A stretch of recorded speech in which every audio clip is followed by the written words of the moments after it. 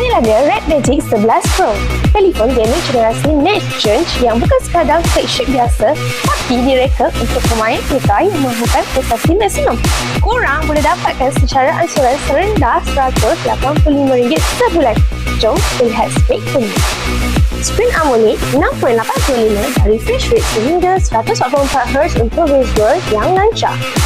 Screen menyokong touch setinggi yang intensif hingga 3000Hz pendakaran sentuhan untuk tindak balas antar dalam permainan. Rangka dan badan premium bingkai logam plus panel kaca berat hanya 230G dengan ketebalan 8.9mm. Dikuasakan oleh Snapdragon 8 Elite Gen 5 chip terkini dengan Android, sangat sesuai untuk gaming berat. RAM sehingga 24GB LPDDR5P plus storage sehingga 1TB UFS 4.1 beri ruang besar dan kelajuan sensor. Yang paling unik, sistem penyedukan aqua-core, aliran cecair, ruang skrin besar, kipas turbo 24,000 RPM pertama dalam telefon yang dihasilkan berskala besar. Terdapat shoulder trigger atau dikenali sebagai butang bahu dengan samping rate sehingga 520Hz untuk kawalan permainan yang lebih mendalam. Kamera belakang 250MP utama plus 50MP ultra-wide plus sensor tambahan.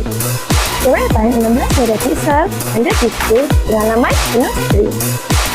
Kapasiti bateri 7500 mAh sangat besar untuk telefon. Pengecasan atas 80W untuk pengecas berwayar dan juga menyokong pengecasan tanpa wayar. Wireless sokong 3.5mm outdoor jack bagi yang gemar guna phone telinga tradisional. Rekaan rata di belakang tanpa bomba-bomba, hammer bump minimal menjadikannya lebih selesa di tangan. Pilihan reka bentuk menarik termasuk varian dengan panel belakang transparan yang menonjolkan sistem penyejukan. Anda patut miliki Red Magic 11 Pro ni jika anda main permainan berat seperti PUBG, Genshin Impact dan COD Mobile.